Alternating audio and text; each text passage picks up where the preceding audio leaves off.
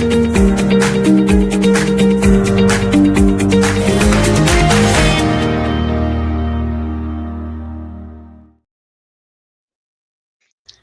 everybody. Welcome to the Energy Realities Podcast. My name's Stu Turley. I'll tell you what, you can't beat the energy crisis going on around the world with a stick. If it is a stick, it'd be an ugly stick. I've got two great hosts here today. I got David Blackmon. He is a Forbes author, Substack author, and Daily Caller author. So how are you today, sir? I'm just lovely. You're right. It is an awful ugly stick we got going on with energy right now. It's pretty incredible. Tammy has a list of things happening in the EU she's going to share with us that is just mind-boggling. Anyway, I'm good. You can't buy this kind of entertainment, so it's worth the price of admission. And speaking of Dr. Tammy Nemeth, the author of the Nemeth Report, which is absolutely fantastic. Dr. Nemeth, welcome to the show. How are you this morning? I'm doing great. You know, I have to do a shout out to our abysmal weather service here in the UK, because first it was, we're going to have rain last week, and then it was no rain, it's going to be hot. So they were forecasting like 30, 32. The highest we got was 28. Today is 23. So they're so reliable. But yeah, it's a beautiful day, actually, after all the heat we've had here in the UK. Could sure use some rain, though. But otherwise, yeah, it's a nice day. Thank you. Hey, we've already got some great comments. Stu, would you consider on California CO2 injection? Absolutely. I will get that done. And also, we love Aslan. Way to go, Aslan. Good morning. Must be raining in Arizona. How about that? Before we go anywhere, I just want everybody to go to, let's go over here. Everybody needs to go to the Nemeth Report Substack.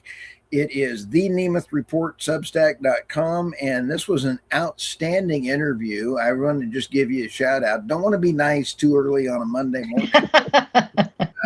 I love the electric grandma. She is a great national treasure, and I love this interview. So well done.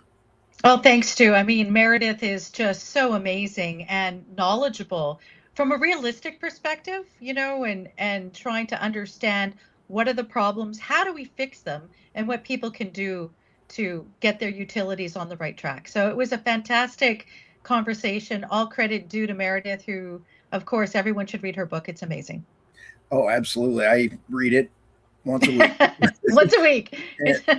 And then we also have blackmon.substack.com. And I loved one of your stories here before we go off and start ripping apart on everything else.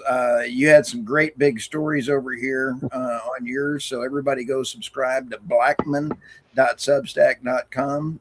And then mine is also theenergynewsbeat.substack.com.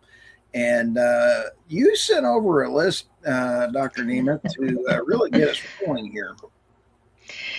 Yeah. Okay. So it was funny because last week I'm thinking, okay, we've done the air conditioning thing. What other madness is the EU up to? And because it's the end of the sort of legislative year, everyone's away on holiday now, or they take August off, really. So the European Commission was sort of finishing up on a lot of different policy areas. And so there's like these five major things that they were doing. And then the sixth one is how China's responding, which went totally under the radar. No one's talking about what China's brought forward.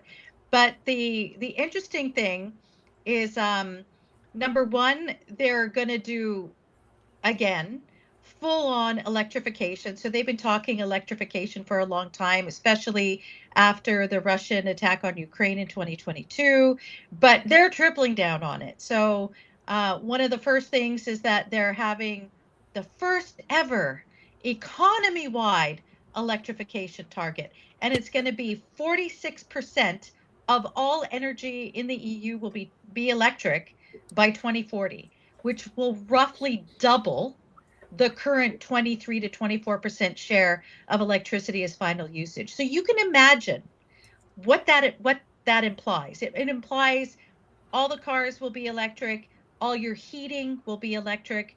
It's all the same stuff that the Biden administration had tried to bring in with their Green New Deal, but this is the European Green Deal. Not new, it's just green. It's just green. So that's the first one. And then the second one is their emissions trading system, which is supposedly the bedrock on which all of their green stuff happens. And the emissions trading system is that, industries have to pay for their emissions, but then they provided free credits for the really heavy emitters because obviously it's impracticable and expensive for everyone to pay these emissions. So they were phasing them out as part of their carbon border adjustment mechanism. They were phasing out these emission trading things. And now they're like, actually, we can't do that yet. Industry was freaking out. Businesses are going to close. They're all going to go to China or America, whatever. So instead of getting rid of it, no. They do what Europe does. And they're extending it outwards to 2048. So it's going to gradually reduce over the next 20 years or something, instead of phasing out by next year. So that was a shift. Then That's a big shift. A big shift, right?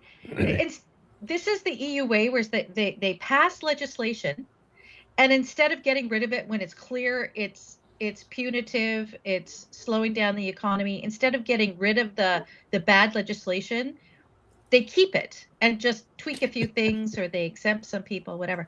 And then I think the other big one is they're expanding the carbon border adjustment mechanism. So right now it affects 6 major industries. And so now they've decided the big ones aren't enough. Now that they're getting companies used to having to do all this monitoring, reporting, and verification, they have a really long list of downstream products that will now be covered by the carbon border adjustment mechanism. Finished steel, aluminum goods, household items.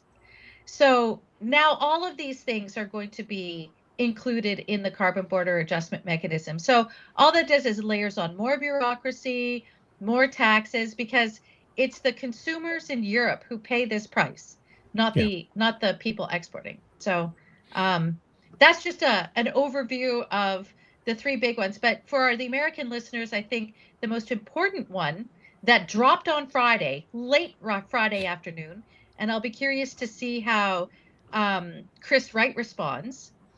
But late Friday, Europe responded to the open letter that America, Qatar, Nigeria, and Algeria issued back at the end of June regarding the methane rules, these absurd methane rules. And how the EU is addressing it is they're recommending a 3-year delay. So instead of getting rid of it because it's stupid, they're like, no, we're just going to delay the fines, the penalties for noncompliance by 3 years. So basically, if the countries and the companies can't comply with the monitoring, reporting, and verification of every molecule that they export to the EU, it's like 10%, potentially 20% of their global turnover. That's the fine for noncompliance. So I got 2 words for you. Just kidding. But when just kidding. I'm kidding.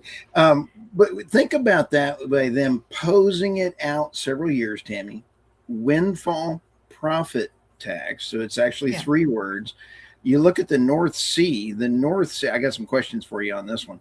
The North Sea windfall profit tax wiped out all the profits that you have to put back into drilling again.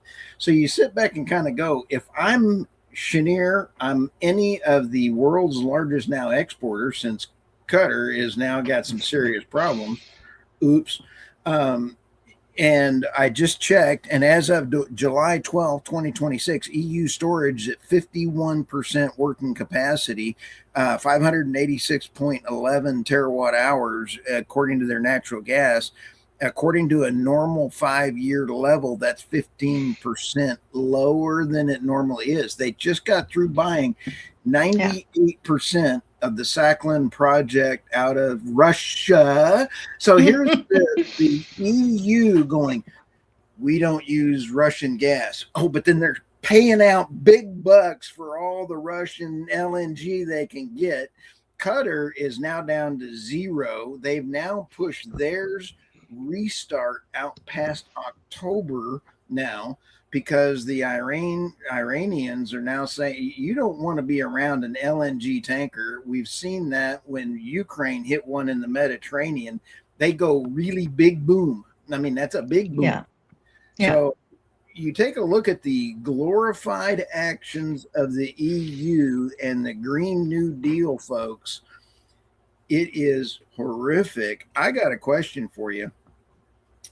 Who's the new UK Prime Minister, and what's going on as Europe is now sending around on this? You got a new Prime Minister in the UK. How's Ed Miliband going to fit in with that new guy? That's a good question. I don't know at this point. I think it's too soon. I mean, Andy Burnham was just sworn in on Friday. There's rumors that he's going to open up the North Sea. I wouldn't be surprised if he tries to nationalize something, just because he's a full-on communist. Let's nationalize everything, right? So they're looking at nationalizing the water. They've already nationalized a bunch of the rail lines.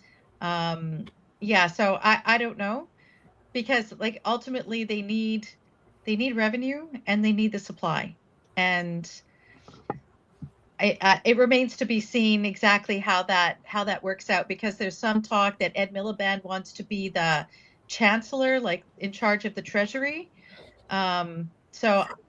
which would be a disaster. Oh my God. But yeah, so oh my gosh, I don't know, we'll see. Holy smokes. Wow. See, that's exactly what I was wondering, is because the deep state or the politicians or the administrative folks of the UK don't want oil. So you may have a prime minister. Let me think. Her name was Liz Truss, I believe, and you're out. So I don't think the prime minister has control in the UK. Well, one of the interesting things was that, so this consortium of Equinor, I think it's BP, maybe Shell, I can't remember, to develop the Jackdaw field. So there was like, I think 3 of the big companies, they created a consortium under some other name. When that was originally approved, the Greenpeace took them to court, and the court ruled that the permission, the approval was wrong, because the companies didn't take into account scope 3 emissions, which is the amount of emissions from people using their product, and they were supposed to take that into account as part of the process. Apparently, that's what the court ruled. So apparently, and I don't know all the details on this, the consortium reissued the plan, taking scope 3 into account, and basically said it will be negligible in the grander scheme of things, and therefore it's appropriate for the approval to go forward. So it sounds like they reissued their plan that takes scope 3 into account, because they're trying to mitigate the possibility of another lawsuit if the government decides, yes, you can go ahead. They said they're ready to produce in October. Everything's ready to go. Just got to do some connections or something. And I'm like, really? Okay. Okay. But they're making that case. There was a lengthy interview in the BBC on this, and they're like, yeah, we can be ready to go producing by October. We just need you to say yes, just say yes. So, but I imagine that Greenpeace and those guys will sue anyway, even though they've done this revised reporting, whatever, but because, they don't want it to happen. So we'll see. And they don't want to end any conflicts. They want to create more conflicts to raise more money. And that's, and for their lawyers to keep making money as well. I want to talk about the methane tax extension for a second, though.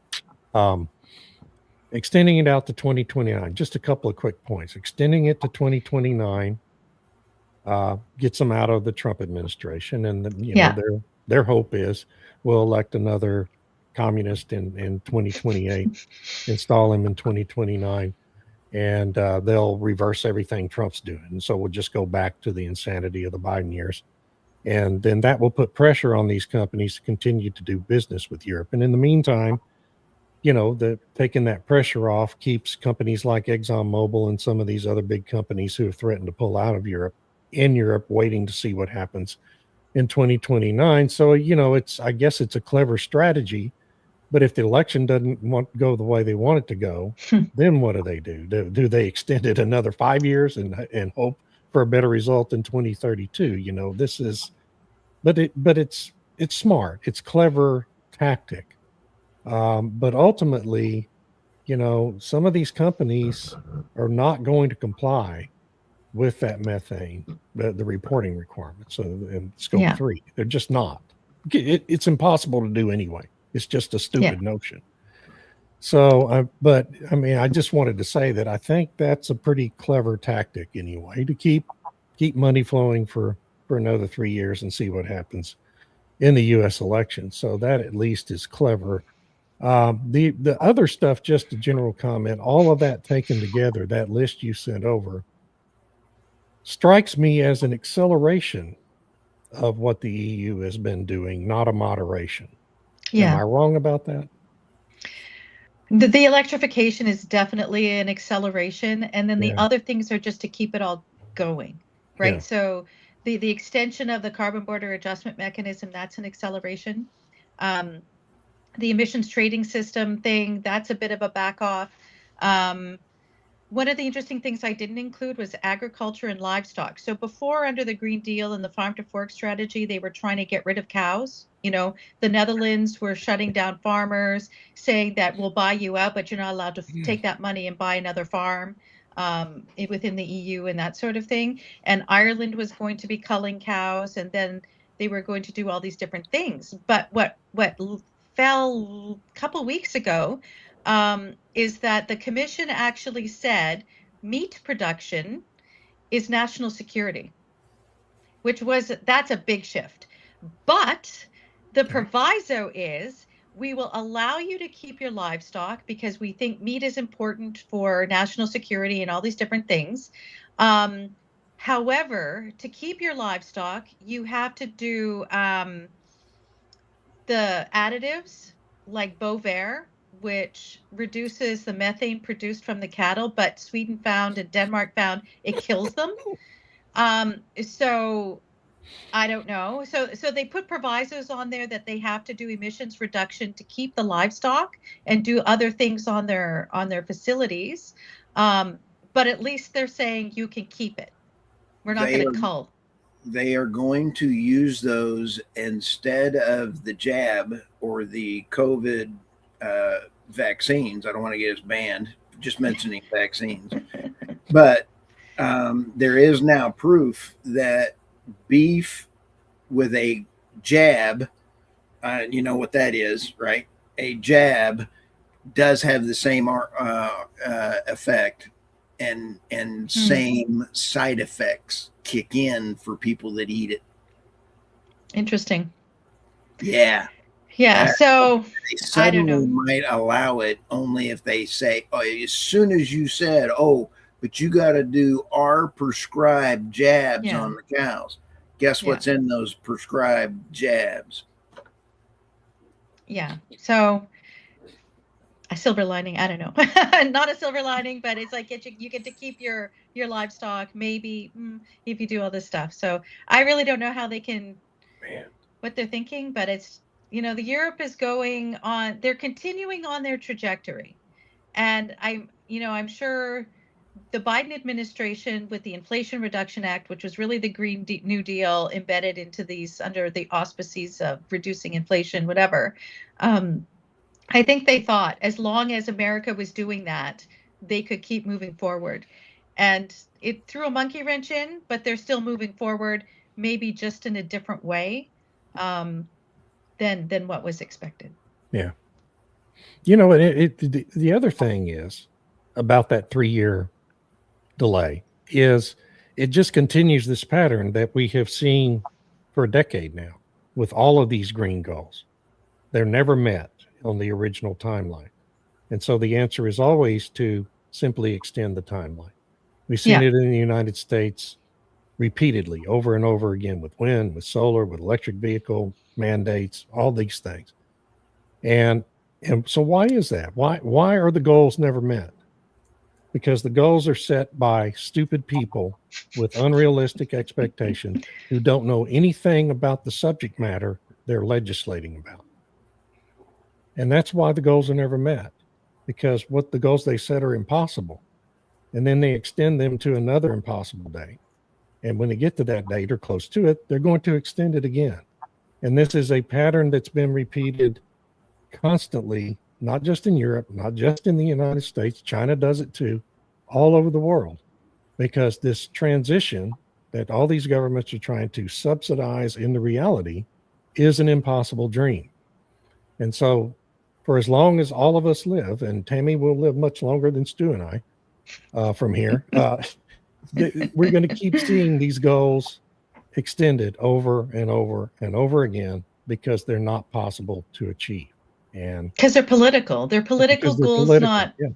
not realistic or engineering goals. It's like when I was speaking to Meredith and she was like, the engineers already know how to fix the problem, but they're not the ones making the decisions. Right. And it's like when I talk to Catherine Porter, she's like there's people behind the scenes who are running the grid who know what the problems are, but the people in charge don't want to hear it. And they're telling them, don't talk about it. There's supposedly an inquiry now that they're doing an internal inquiry into what happened on June 23rd. And they're telling the engineers not to talk. So it's like, but this is the problem, right? When you have these political goals and their aspirations to, whether there's some people within that the policymaking community who want to transform the economy. But if they told the people we're transforming the economy, people will be like, well, why? That's, it's going to cost us more. It's going to be unreliable. All these things are going to happen. We don't want that. So instead they couch it into these other terms, right? So it's like, well, we're saving the planet and we're just going to reduce these emissions here and we're going to do this there. And we just need to make sure everybody's counting stuff and then we can verify things and so on. But that restructures the economy to do all that. But if they told people what they were doing, people would say no. So instead it's this, which is why the goals are never met, because it's political and they're not realistic. We all know that, every time you bring wind and solar onto the grid, it's parasitic and it makes everything unreliable, because you still have to have all the reliable stuff there, which now is everybody's told it's evil. So, coal's bad, natural gas is bad, and so on. Aslan Pilot Car 4450 corrects me on this, and I think you're right, Aslan. Never attribute to stupidity, which I just did, that which is obviously malice, which I normally do, by the way, in my own defense, and I just slipped up there. Some of these people are so obviously stupid, it's hard to remember the malice part. But yes, there's malice forethought. Yeah, my wife hits me in the back of the head every day. So I remind her that I am stupid. And that's what 40 years of marriage allows you to do, and say, yes, dear. So I want to kind of, this is an important shift, and it's energy security starts at home, and energy dominance is displayed through your exports. But let me kind of change this up a little bit. We're seeing that the UK, the new prime minister says, I'm going to open up North Sea oil. Maybe. There's been hints. He hasn't said it. Right. It's rumors. Yeah. It's rumors. Here's my thing. I think the politician or the administrative people running the government in the UK won't. But Shell and BP are very involved right now. Let me go through my little question here. Shell is now expanding Canadian oil field sands, which is phenomenal. Way to go, Shell. Way to go, Canada. I love all my folks up in Alberta. Shout out to my Snow Texans. Now, let's go over to Iraq. Iraq now has ExxonMobil, ConocoPhillips, and Chevron, and they are going to be exporting out. They hit 4 million barrels this past month by truck. That's ingenuity. That's about 3,000 trucks on the road. That's a lot of work. Where are those trucks headed? Where are they going? What's the outlet? They're going through Syria to the Mediterranean. Okay. And that's where the new pipelines are going. The Turk Stream. There's Right. another pipeline. Anyway, this is a whole big mess, and I've got a reason for setting this up. We're seeing the troops come out of Iraq. President Trump announced, we're done. We're getting out of Iraq. You see what happens all of a sudden. Energy security, people are bypassing the Strait of Hormuz. Yeah. And the Yeah. EU is tripling down on policies that don't work. You've got Iraq going, they flare a billion, whatever the number is, they import from Iran 60% of their gas to produce electricity and probably 50% of their electricity, and they flare everything because they don't have pipelines. Guess who's solving it? I did not have on my bingo card that the U.S. is now helping fund this emergency and merging market in energy going on. Who's going to be buying Iraq gas in a few years? It's going to be through the Turk Stream pipeline system. Yeah. Yeah. The other really bad one is Russia got a hit in the back of the head. Speaking of wives hitting them in the back of the head, China just said no to the Siberia 2 pipeline. So now that's a big deal as far as that was going to replace Russia's EU loss of all their natural gas. That's now dead. So the EU is not looking at energy security, and they're looking at carbon border mechanisms. They're looking at all of these funding processes, and they're forgetting energy basics. Did I get all that correct? Yeah. I mean, yeah, the energy basics aspect, they believe like there's elites up there who think it's just a matter of will to electrify everything, and that it's being these people who are throwing the monkey wrench in and slowing things down. And it really reminded me of Alexander Solzhenitsyn's Gulag Archipelago, where the Soviets were always like, you're a wrecker. You're just trying to derail our amazing process of going through and restructuring the economy, and it's you engineers who are doing it on purpose. And that mentality is in the elite policymaking structure of the European Union. They're communists at heart, and they believe that they have this grand vision, and it's just these little people who keep interfering and throwing it off rail, and they just have to try harder. It's like, if you try harder, you can make that square peg fit in the round hole. And that's kind of square that circle. Square that circle. Come on.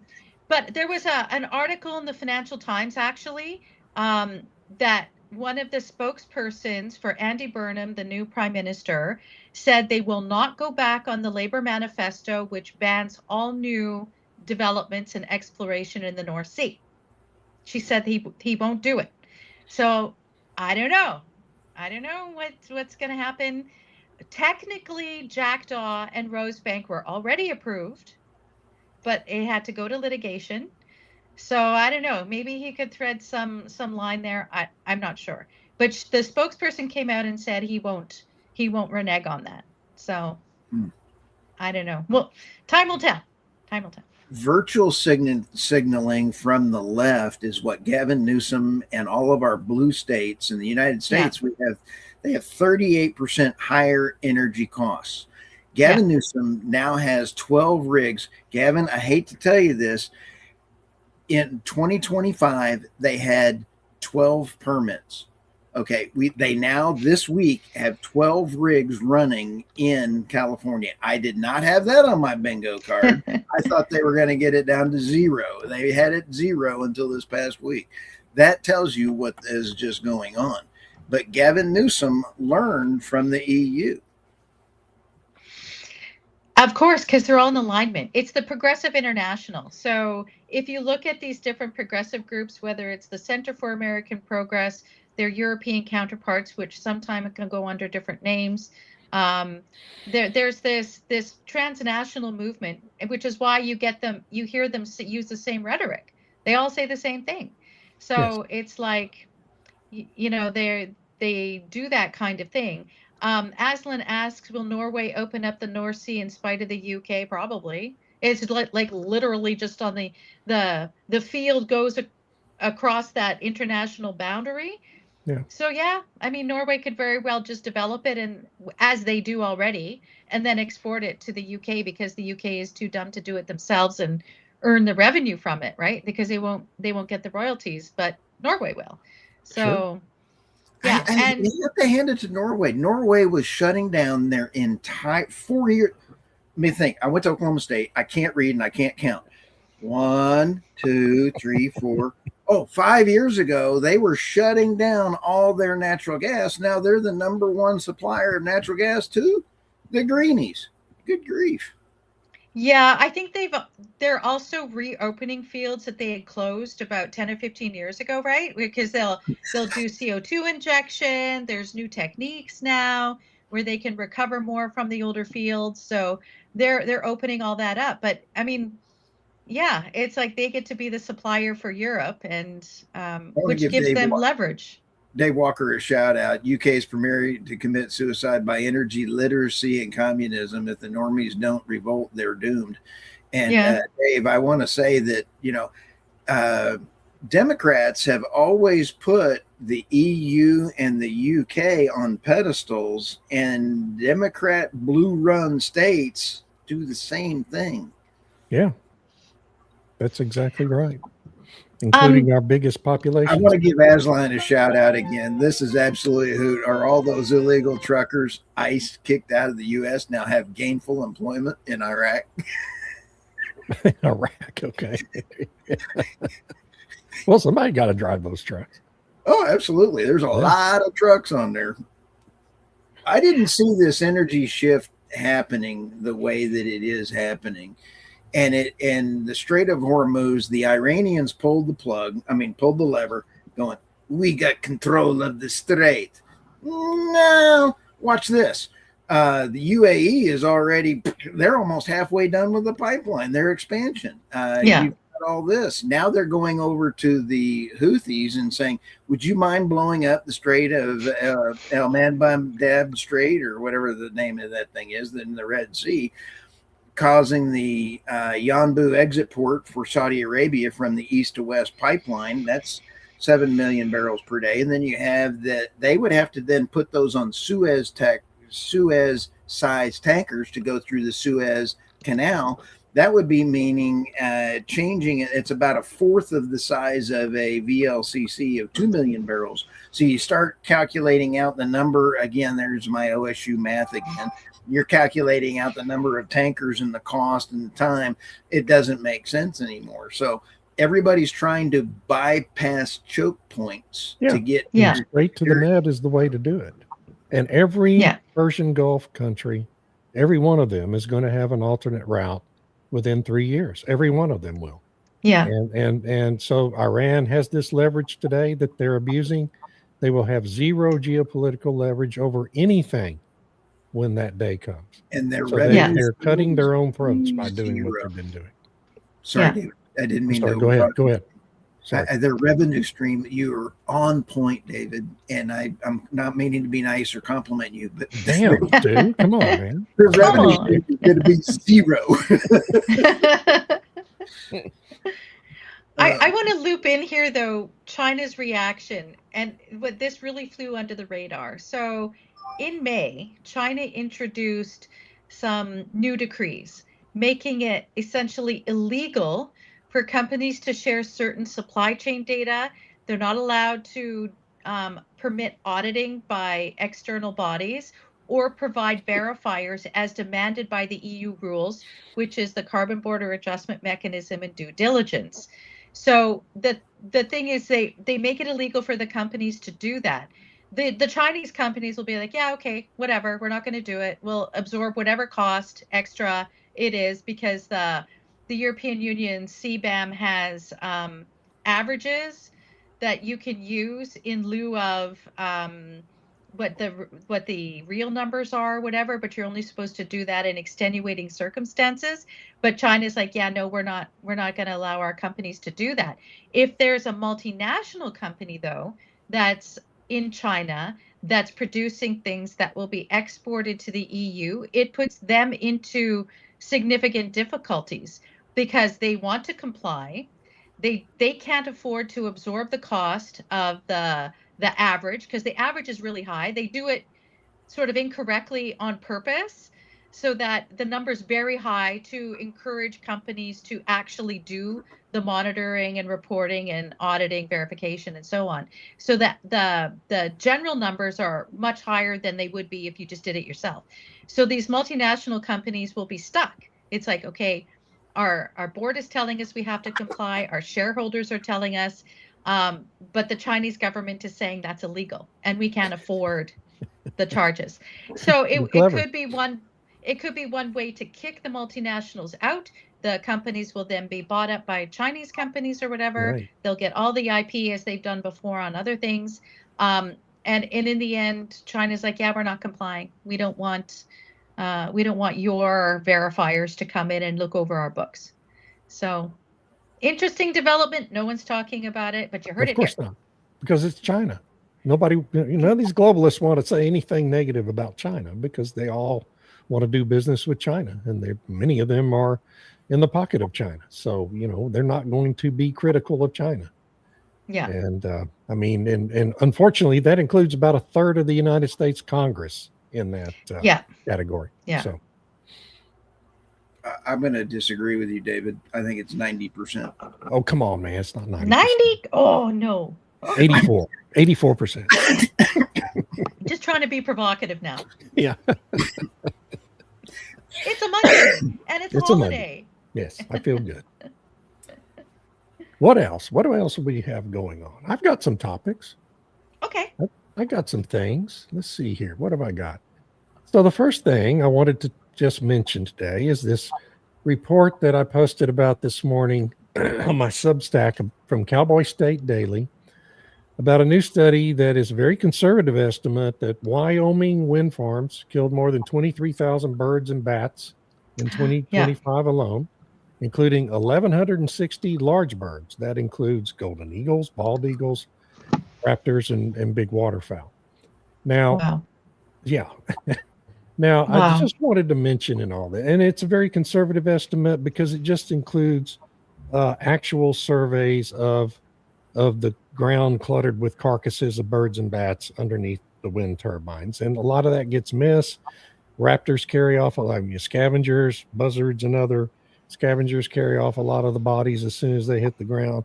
So it's an incredibly conservative estimate. But anyway, it's it just shows you some of the carnage the wind industry does. I just want to point out in all this that in either 2007 or 2008, I forget which year, a golden eagle flew onto this was in Colorado, a drill site operated by ExxonMobil, got caught in the drill pit, filled with returned water and oil, drowned in it.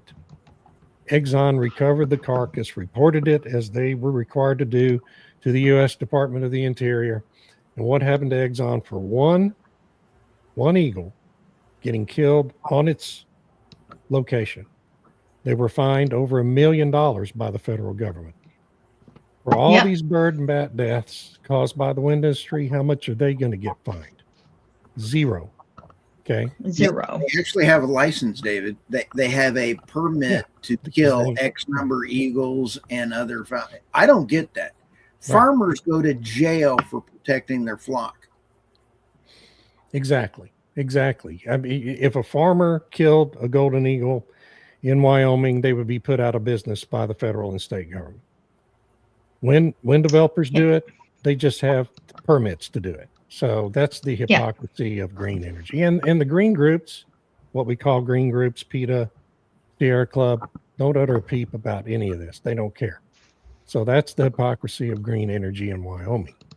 The other one I wanted to be sure and mention here is this. Do you think USAID's money drying up may help the propaganda that was used on this? Because green energy propaganda is funded in a lot of different ways. Oh, well, sure. Yeah, it's funded by USAID. It's funded by billionaire foundations from the Rockefeller family, the Park Foundation, Soros family. I mean, yeah, the propaganda, and it goes straight to these media organizations. Washington Post, Wall Street Journal, famous for taking that money and just cutting and pasting those articles onto their websites. Yeah. Yeah. So it's not just those. I mean, it's all of them.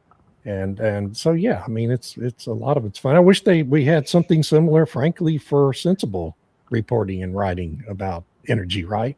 But we don't, because the billionaires are all left wingers. So anyway, the other one I wanted to bring up is this headline. It just cracked me up at the Wall Street Journal this morning. The headline reads, "The key to solar and wind power is battery storage, and China is dominating." Of course, the headline on July 20th, 2026 in the Wall Street Journal. We have known this to be the fact for a quarter of a century, okay? But it's only today, 25 years after we've known this reality, and even before then, we knew that the battery technology was going to be the key to wind and solar, and China was dominating all of that, all of those technologies. China dominates the supply chains, but it's just now being reported in the Wall Street Journal. I'm sorry, it cracked me up, and it pissed me off too at the same time. But that's just the state of our media reporting about green energy. But the batteries, okay, they can talk about the batteries, but then you look at the battery facilities that have burnt down in California in particular. Right. There was a couple of really, really bad ones. It goes underreported in China what the batteries are doing with respect to spontaneously combusting. There was a case last week of one of the pushes by Ed Miliband was to put solar on all of the National Health Service buildings, so hospitals, GP practices, and whatever, all these different facilities. They were going to put their solar in. They were going to have batteries. It was going to help decarbonize hospitals. And one in the Midlands last week, the hospital burnt down because of faulty solar panels. Jeez. So so it's like, okay, you're saying you should do that, but you're then you're going to burn the hospital down. How long is it going to take for that hospital to be rebuilt? And where do the people go in the meantime? Because the National Health Service in the UK is there's wait lists like crazy. It's not very good in that respect. And now there's even no space now for a local hospital. So there's trade-offs, and I don't think people have been presented an accurate assessment of what it means to have wind solar batteries and what the potential downsides of them are. Batteries, it's great. Well, no, not always. The same is true for rooftop solar on homes, right? You don't get told any of that up front, the dangers of it, and how often you're going to have to replace the panels and how vulnerable they are to hailstorms and things like that. That's never part of the sales pitch you get from these college kids. Basically, you come out and walk you through a slideshow. Right. So all these people have put solar panels on their homes. Many of them have had their homes burned down. Many of them don't understand that 20 years from now, you're going to actually shorter than that, 10 to 15 years from now, you're going to have to replace all those panels and the batteries that they're charging, during the daylight hours. None of that gets told to you while you're buying the stuff. It's only years later down the road that you find these things out. Same thing with electric vehicles. Nobody tells you about the potential while you're charging your battery in your garage with your handy Tesla charger, or whoever you bought it from. You're going to pay double the homeowner's insurance because of the liability that your house might burn down while you're charging your electric vehicle in your garage. So, it's like the old Amway stuff. I don't know. This is an old reference, but people at my age remember Amway and the multi-level marketing, the pyramid scheme that it was based on. All of renewable energy is based on the same principle. You only disclose what you have to disclose up front to sell it, right? And let the buyer beware down the road. Tammy, let me ask you this. for battery storage, right now the EU has about 55 gigawatts of battery storage online. UK has about 7.5 gigawatts grid scale batteries online combined. Simple addition, 62.5 gigawatts, but this is not perfectly apples to apples because EU figures broader storage. Now, here's where I also asked it, how much of those are recyclable? Zero. That's a good question. Zero. There is no information on it. And in the United States, the bum rush for subsidies ended this month. And so they were pushing everything they could to get it into the inflation, the big, beautiful bill to get those subsidies. And you sit back and kind of go, in the United States, I've calculated on my hand $89 billion liability just for wind. Wow. Batteries are just as bad. That's for land reclamation and problems with the blades. And over in Sweetwater, right over from, you can throw a rock and I can see these things. It's disgusting. They are not doing good. It's interesting that they keep touting all of this 7 gigawatts, 7.5 gigawatts, 60 gigawatts are approved of this battery storage. But what happened in June? Was it used? That, when the UK grid almost collapsed and we had to go begging to France for more energy? I mean, so how is that being used exactly? How does that get rolled out? I don't know. How long does it last? How long does 7 gigawatts last when you got to draw on it because you have a Dunkelflaute and So when it's calm? So if I'm Herr Starmer and I go, can I have more Please, electricity, sir. please? May I have some more, I know. So I was trying to do my Oliver imitation. May I please have some more? Sir. May I have some more? Please, sir. Please, sir. Sorry. Well, and I think it's appropriate that that's a British story. Oliver Twist. Sorry. Yeah. So one of the interesting the things about the UK is that they keep adding all of this unreliable, weather dependent stuff onto the grid, and it's like when the blue states end up in a grid in the United States with red states, and then do the red states end up having to carry the load for the blue states that have put all this unreliable parts onto the grid?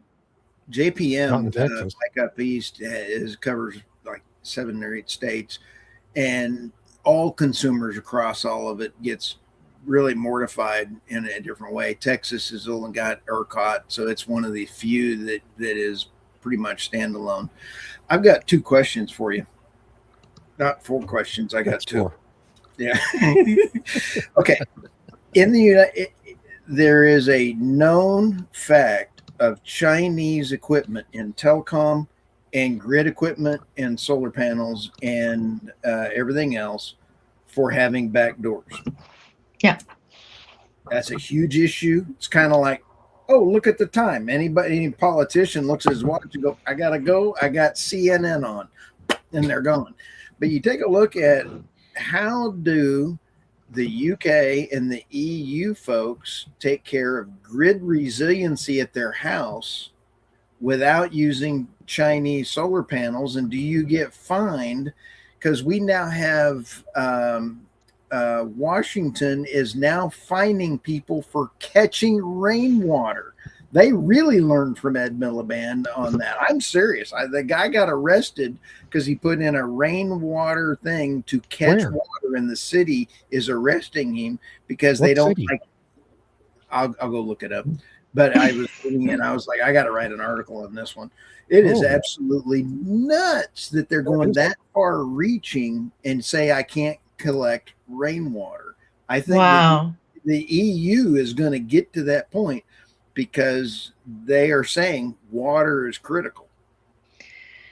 Well, I mean, so the UK hasn't created a new reservoir in 30 years. Yeah. And they are increasing their population. And like Thames Water, they're building all these new homes. And they've been trying to build a reservoir just outside of Oxford in a town called Abingdon. And every time they put a proposal forward, the people say, no, we don't want a reservoir because it's going to wreck this, it's going to wreck that. And then when it gets hot, they're like, oh, there's a hose pipe ban, and you're not allowed to water your garden, and you can't do this, and you're supposed to not use too much water. I'm like, it's England. When it's rainy, it's so rainy. Can't you capture some of that and store it? But the people don't want the reservoirs. It's crazy. It's like they want nuclear, but they don't want nuclear. And every time they try to build something, the activists come out and they create all these changes and change requests and so on. That, that's why Hinkley Point C, it's been 25 years in the making, because every time they do something, then they get sued, and then there's, they have to create a disco for the fish so that they don't get sucked in, or I don't know. It costs like a fortune. They call it the fish disco. Google it. It's hilarious. Like flashing lights. I'm sorry, I'm doing my John Travolta there. But speaking of China, Doomberg had a really good piece which kind of reflected. It was similar to Irina's take on the Energy Institute, which has taken over the BP Statistical Review of World Energy. Yeah. And Doomberg was really critical of them about how they're sliding towards the IEA under fatty B-roll, where, and I'm quoting here, they said, long on platitudes, short on neutrality. And they have to do a verbal jujitsu, is how they described it, to try and say that, oh, renewables are catching up. And they just had to manipulate stuff in the interpretation. And I wouldn't say massaging the data, but massaging the interpretation of the data to say about how amazing China is. China's solar industry is booming, and batteries are booming. It's like the Wall Street Journal article, right? Where it's like, what positive things can we say about China? China's amazing. And it makes me wonder, well, how much money are you getting through backdoors, Energy Institute, from China to make this case? But then again, the EU also wants to sort of cozy up to China. So I don't know. It's interesting to see Doomberg take the same take as Irina. Who funds the Energy Institute, by the way? Do we know? I searched that a little while ago, but I can't remember now. But yeah, I totally agree with that take about them. They've really gone off into this platitudinous direction with a lot less real information than BP used to put in those annual reports. I was really depressed when BP farmed that out. Yeah. Yeah, it's a pity that they didn't keep doing it. Like, everyone was like, "Oh, well, it's an oil and gas company. They're biased." It's like, no, They weren't. They were just presenting the data, and then you could do with it as you, and it would just be a general interpretation of it. But now there's spin on the on it. So, well, the corporations, the oil companies don't have any incentive to fake the numbers, right? It's just numbers. It's statistics, it's information, it's real information. The corporate interest is to have as accurate a forecast as possible so that they can properly plan their business enterprise and make profits. Yeah. It's for planning purposes. Yeah. It would be retarded for a corporation to dummy up a fake report like that. But yeah, I mean, that was always the criticism. Yeah. But so you farm it out to this independent group that is heavily influenced by money. Where's their funding going to come from, and all sorts of other pressures to appear to be virtue signaling about green energy and all that stuff. And you end up with a report that's a lot less useful than what BP used to put out. So I don't even, I used to try to write about it each year in the past few years, but I didn't even do a piece on it this year because it's not, there's other more important things to write about. Yeah, exactly. Have you all ever had this much material to write on? No, it's just crazy. I mean, it's just every day. It's impossible to every keep day up with there's the news something. cycle. Yeah. 7 years ago, I was writing articles and I was sitting there going, what am I going to write about this week? Now it's like 15 minutes. It's already old, stale news. Well, look just at the list of things Tammy brought to this show. 5 years ago, any one of those would have made a whole show. We barely got into any of them in any real detail because there's so many things to try to talk about. And it's well, they're all wrong. interconnected, and it's like what I said is when it comes near the end of the parliamentary session, they try to pass a bunch of things or get agreement on things so they can, after the holiday of August, they can turn it into directives and whatnot. And so there's like this flood. There'll be nothing in August because everybody in Europe goes on holiday, and good luck trying to get anything fixed because it's actually kind of weird how they do it. I remember we lived in Holland, and I remember our landlord said, "You better hope nothing breaks in August." And we're like, "Well, why?" And he said, "Because no one will fix anything, because if some guy's working, he's taking business away from the guy who's on holiday. So they all kind of collude to agree that nobody will fix anything in August." So you just pray that nothing breaks. Wow. Maybe, I don't know if it's still like that, but it was certainly like that.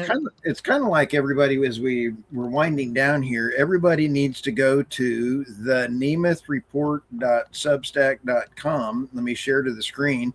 And that is the nemeth.substack.com, and a great article. We also have blackmon.substack.com. And I tell you what, I use a lot of his material. Go to the Energy Newsbeat, but I also want to go to my website. This is energynewsbeat.co or energynewsbeat.com. And I now have, I titled it the world's best energy podcast show notes. And I think it's because we have to cover so much stuff that it's just not easy putting it in a Substack anymore. It is absolutely brutal trying to be an author anymore. But it's fun. But that's okay. Makes it fun. Makes it fun. And there's never ending opportunity, right? Job security. And it doesn't get dull because there's always something interesting happening. Although, seriously, I think August is going to be hopefully a slow month. At least in Europe. In America, no one takes a break. So we have a president who doesn't sleep. So it's never a dull moment here. Shout out to Spain. I was rooting for somebody other than a communist country to win. So I was rooting for Argentina on the World Cup. So, that was kind of fun. Oh, Spain won? I didn't pay attention. They finally scored a goal, the first goal of the game, halfway through the second overtime period. Oh my gosh, how boring. Yeah. It's just so tedious that you want to pull your hair out. I still want to give a shout out to all of the world people that came to America and got to see through fake news and really experience Buc-ee's in the United States. Buc-ee's! My kids were watching the videos of the people going to Buc-ee's for the first time and just being overwhelmed. It is. I mean, it's a real sensory overload when first time you walk into a Buc-ee's. It's pretty amazing thing. Because you've literally never seen, if you're not from Texas, you've literally never seen anything like it. Yeah. Yay, Texas, the land of the big. Oh, God. Well, and then there were people going to Costco for the first time. $1.50 for a hot dog and a drink. And free refills. I also love was it Norway that had the Viking row? That was absolutely very cool. Everybody was, the police were meeting them at the runway with a Viking row. I mean, oh, wow. That's awesome. Congratulations to the security team that we didn't have any major things. That would have been a disaster. And I know they probably had a few that they stopped that we never heard about. Yeah. You can't imagine. And I want to give a shout out to Scotland because apparently all the people in kilts and they ran Boston out of beer. In Boston, running out of beer. Which I didn't think was possible in Boston, of all places. Like, oh my gosh. All right. Well, next week we'll have some more fun things. And this was a great show. Thank you, Tammy. And thank you, David. We'll have this out on everybody's Substack. So rock on. Thank you, too. Have a great week. Have a great week, everybody. Bye.